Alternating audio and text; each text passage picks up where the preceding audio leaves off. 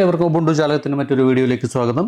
SSLC IT practical പരീക്ഷയുമായി ബന്ധപ്പെട്ട് KITE പുറത്തിറക്കിയിരിക്കുന്ന sample ചോദ്യങ്ങളിലെ പൈത്തണുമായി ബന്ധപ്പെട്ട മൂന്നാമത്തെ ഒരു പ്രാക്ടിക്കൽ ചോദ്യം പരിശോധിക്കാം.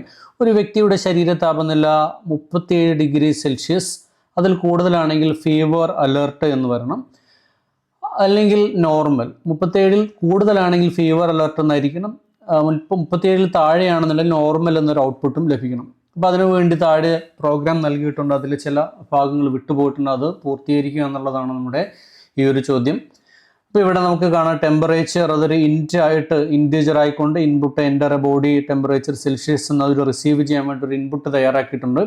ഇനി ഇഫ് ടെമ്പറേച്ചർ 37 ടെമ്പറേച്ചറിൽ കൂടുതലാണ് എങ്കിൽ 37 കൂടുതലാണ് എങ്കിൽ ഇവിടെ വരേണ്ടത് പ്രിൻ്റ് ഫീവർ അലേർട്ട് എന്നും അല്ല എങ്കിൽ നോർമൽ എന്നുള്ളതാണ്. അപ്പോൾ ഈ രണ്ട് ഭാഗത്തേക്കാണ് നമുക്ക് ഡീറ്റെയിൽസ് ചേർക്കേണ്ടത്. അപ്പോൾ അതെങ്ങനെയാണ് ചെയ്യുക എന്നുള്ളത് പരിശോധിക്കാം. അതിനുവേണ്ടി നമുക്ക് 9 ഡോട്ട്സിൽ ക്ലിക്ക് ചെയ്തുകൊണ്ട് നമുക്ക് പൈത്തണിലേക്ക് വരാം. പൈത്തൺ ഓപ്പൺ ചെയ്യുന്നു. പൈത്തണിൻ്റെ എഡിറ്റിംഗ് വിൻഡോ ലഭിക്കുന്നതിന് വേണ്ടി നമ്മൾ ന്യൂ ഫയൽ എന്നതിൽ ക്ലിക്ക് ചെയ്തുകൊണ്ട് എഡിറ്റിംഗ് വിൻഡോയിലേക്ക് വരുന്നു.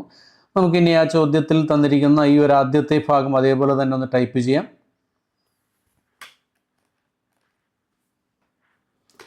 ഇതൊരു ഇൻറ്റീജർ വാല്യൂ ആയതുകൊണ്ട്, ഡെസിമൽ അല്ലാത്തൊരു വാല്യൂ ആയതുകൊണ്ട് ഇൻറ്റ് എന്നൊരു ഡേറ്റ ടൈപ്പ് ചേർക്കുന്നു.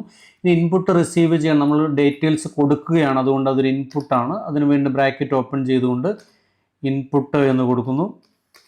ഇനി ഇൻപുട്ട് എന്താണ് നമുക്കൊന്ന് കാണണം, അതിന് വേണ്ടിയിട്ട് നമ്മൾ ടെക്സ്റ്റ് കൂടെ ചേർക്കുകയാണ്. അതിനുവേണ്ടി വീണ്ടും ഒരു ബ്രാക്കറ്റ് തുറന്നതിന് ശേഷം ഡബിൾ കോട്ട്സിൽ എൻ്റർ യുവർ ടെമ്പറേച്ചർ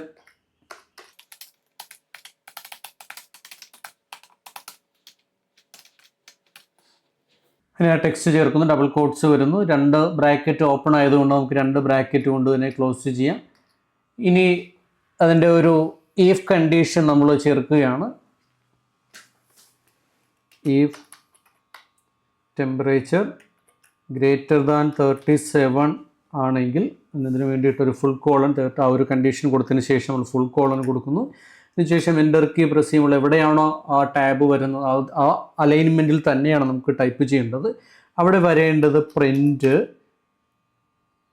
ബ്രാക്കറ്റിൽ ഡബിൾ കോട്ട്സിനുള്ളിലാണ് ഫീവർ അലേർട്ട് നമ്മൾ കൊടുക്കുന്നത്. ബ്രാക്കറ്റ് ക്ലോസ് ചെയ്യുന്നു. അതിനുശേഷം എൻ്റർ കീ പ്രസ് ചെയ്യുമ്പോൾ ആ പ്രിൻറ്റിൻ്റെ അതേ അലൈൻമെൻറ്റാണ് വരുന്നതെങ്കിലും നമുക്ക് ബാക്ക് സ്പേസ് അടിച്ചുകൊണ്ട് എൽസ് എന്നുള്ള ഒരു കണ്ടീഷൻ കൊടുക്കണം. ആ എൽസ് കണ്ടീഷൻ കൊടുക്കുന്ന ഈഫിൻ്റെ അതേ അലൈൻമെൻറ്റിൽ തന്നെയാണ്. എൽസ് ഫുൾ കോളൻ ഇട്ടതിന് ശേഷം എൻ്റർ കീ പ്രസ് ചെയ്യുന്നു. ഇപ്പോൾ വരുന്ന അലൈൻമെൻറ്റ് കണ്ടീഷണൽക്ക് ശേഷം ഈ ഫുൾ കോളിന് ശേഷം വരുന്ന അലൈൻമെൻറ്റ് എവിടെയാണോ അവിടെ തന്നെയാണ് നമുക്ക് ആ ഒരു ടെക്സ്റ്റ് ചേർക്കേണ്ടത്. ഇവിടെ വരേണ്ട പ്രിൻ്റ് നോർമൽ എന്നുള്ളതാണ്. ടെക്സ്റ്റ് ആയതുകൊണ്ട് ഡബിൾ കോട്ട്സിനുള്ളിൽ നമ്മൾ നോർമൽ എന്ന് കൊടുക്കുന്നു. ടെക്സ്റ്റ് ആണെങ്കിൽ എപ്പോഴും ഡബിൾ കോട്ട്സിൽ കൊടുക്കുക എന്നുള്ള പ്രത്യേകം ഓർക്കുക. ഇനി ബ്രാക്കറ്റ് ക്ലോസ് ചെയ്യുന്നു. നമ്മളുടെ പ്രോഗ്രാം അവസാനിച്ചു. നമുക്കിതൊന്ന് റൺ ചെയ്യിപ്പിക്കാം. റൺ ചെയ്യുന്നതിന് റൺ മൊഡ്യൂൾ എടുക്കുന്നു. റൺ മൊഡ്യൂൾ എടുത്തു കഴിയുമ്പോൾ നമുക്ക് സേവ് ചെയ്യണം. ആദ്യം തന്നെ സേവ് ചെയ്യാനായിട്ടുള്ള വിൻഡോ വരുന്നു. ഈ ഒരു വിൻഡോ വലുതാവുന്നതിന് വേണ്ടി ഈ ഒരു കോർണറിൽ ക്ലിക്ക് ചെയ്തുകൊണ്ടൊന്ന് ഡ്രാഗ് ചെയ്താൽ ഇത് നമുക്ക് ആ വിൻഡോ വലുതായി ലഭിക്കും. ഇങ്ങനെ വലുതാക്കി കഴിഞ്ഞാൽ നമുക്ക് ഇതിനുള്ളിലെ നമുക്ക് സേവ് ചെയ്യേണ്ട ഫോൾഡറുകൾ എളുപ്പത്തിൽ ലഭ്യമാകുന്നു. ഇപ്പോൾ exam10 പ്രോഡക്റ്റ് ഒന്ന് ഡബിൾ ക്ലിക്ക് ചെയ്ത് ഓപ്പൺ ചെയ്യുകയാണ്. ഇപ്പോൾ നമുക്ക് കാണാം സേവ് ആവുന്നത് exam10 പ്രോഡക്റ്റിലേക്കാണ്. നമുക്കിവിടെ രജിസ്റ്റർ നമ്പർ നൽകുന്നു. അണ്ടർസ്കോർ ടെമ്പറേച്ചർ എന്നൊരു പേര് കൂടെ